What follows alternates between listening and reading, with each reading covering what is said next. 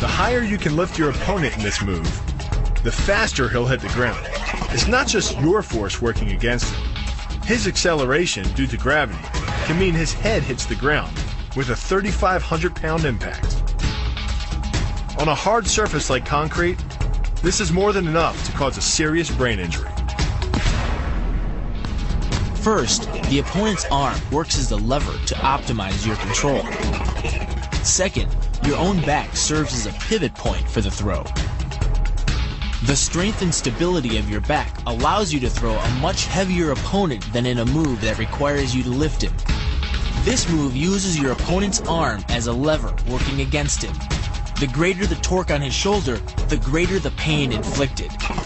And exceeding the joint's normal range of motion causes more than just pain. The soft tissue, muscles, and the bone can all be seriously damaged by this pressure. The goal of this lock is to stretch the tendons at the top of the foot to the breaking point.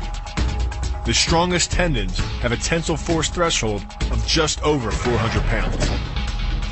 Applying any more pressure than that can tear the tendons from their base or snap them in two.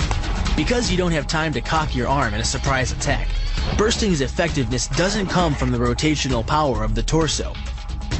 Instead, it's driven by the legs, which hurl you forward into your opponent.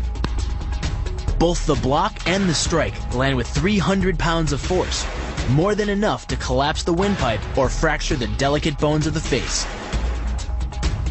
Doing the 360 defense requires you keep your body in motion at all times, using your arms to defend different angles of attack.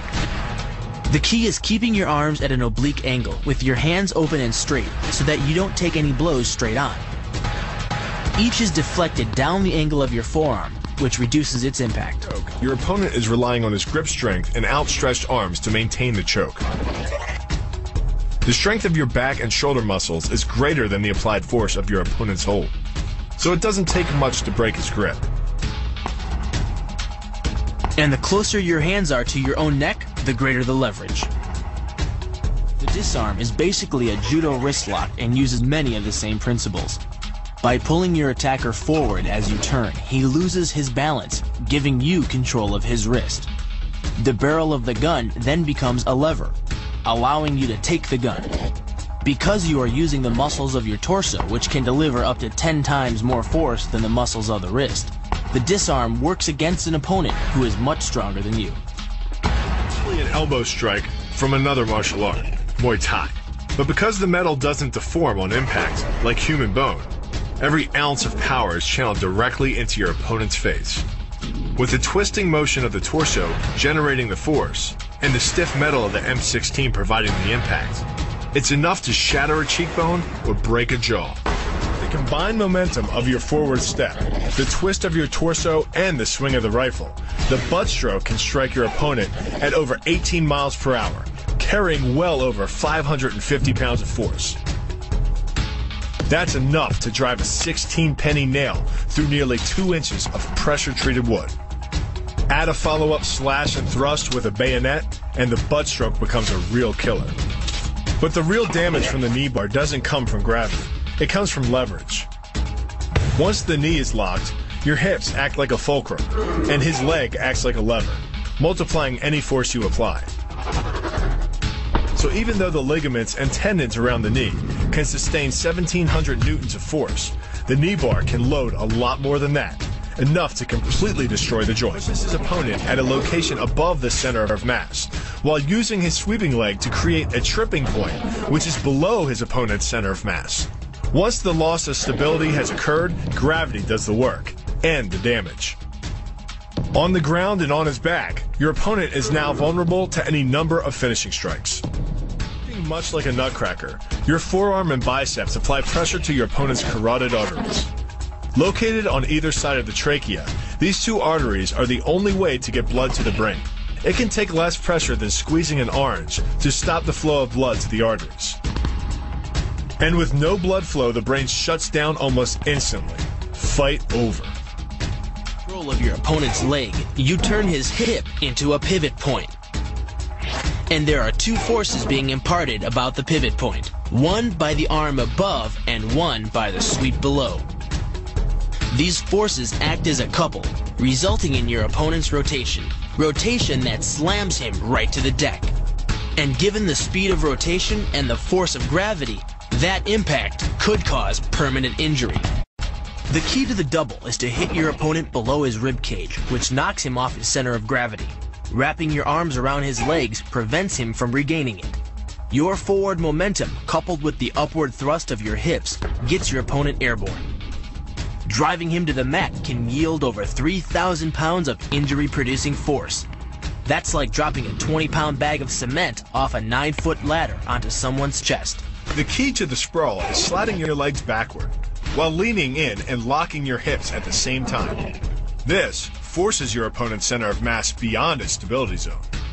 Coupled with the downward thrust of your forearms, he's now supporting your entire upper body with the back of his neck and head, which leaves him face down on the mat, vulnerable to any number of attacks. The power of this move comes from the spin. Like the wrecking ball at the end of a demolition crane, the power is generated by the rotation of the body. In conjunction with the snap of the knee, the foot achieves a velocity of nearly 30 miles per hour. When the heel connects with the solar plexus, it transfers 1,400 pounds of force, enough to damage internal organs and fracture multiple ribs. It gets its power from the pressure exerted by your legs. The first leg imparts pressure to the carotid artery. The second leg, working in conjunction with your arms, optimizes that pressure, transforming you into a human vice grip. If your opponent doesn't tap out, he'll pass out. Much longer and permanent brain damage can ensue. Is a combination of two levers. While your legs push up on your opponent's neck, your arms apply downward pressure to his trapped wrist. The opposing forces turn the elbow into an ad hoc fulcrum point. The armbar can result in a complete destruction of the elbow's articulating structures. The move is difficult but devastating. There's no opposing object to push against, so all the energy of the move must come from the momentum of the leap and the acceleration of the kick. The snapping motion of the lower leg functions much like a coiled spring. When unleashed, the kick reaches impact speeds of 20 miles per hour and delivers up to 400 pounds of force to the opponent's chest. The key to this synergy of speed and power is punch technique, punch location, and punch frequency. With your elbows tucked in behind your fist, the energy of each punch is maximized. And because the punch is delivered to your opponent's core along a center line, the more directly that force is transmitted to his body. The effect is similar to that of continually slamming a battering ram against a door. No matter how strong, it can only sustain so many blows before it collapses. This kick is all about speed. The further the foot travels, the greater its acceleration, and the more dangerous a weapon it becomes. Powered by the muscles of the hip flexor and the quadriceps, by the time your foot reaches your opponent's throat, it's traveling nearly 40 miles per hour.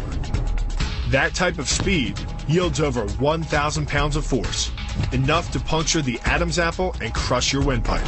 The power of the takedown is derived from the simple mechanical advantage you hold over your opponent. By wrapping up his striking leg at the upper thigh, you've placed your opponent in what's called conditional stability. If he remains stationary, he could technically maintain his balance indefinitely.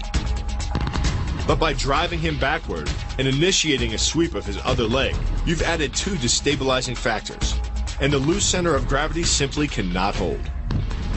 By grabbing the wrist, you provide hundreds of pounds of additional leverage. This reduces your opponent's ground weight by half and allows you to more easily knock your opponent off balance. The rotation of the hips then amplifies the power of the leg sweep. Coupled with the wrist grip, you are in complete control of your opponent's body. Leaning back slightly and driving the knee up utilizes the full power of the thigh, and the foot accelerates up to 16 miles an hour in just 1/4 of a second. That's twice the acceleration speed of a Porsche. Coupled with the rotation of the hips, the kick can impart 450 pounds of force upon impact with the ribs. When executed perfectly, it's a motion similar to cracking a 2x4 with a sledgehammer.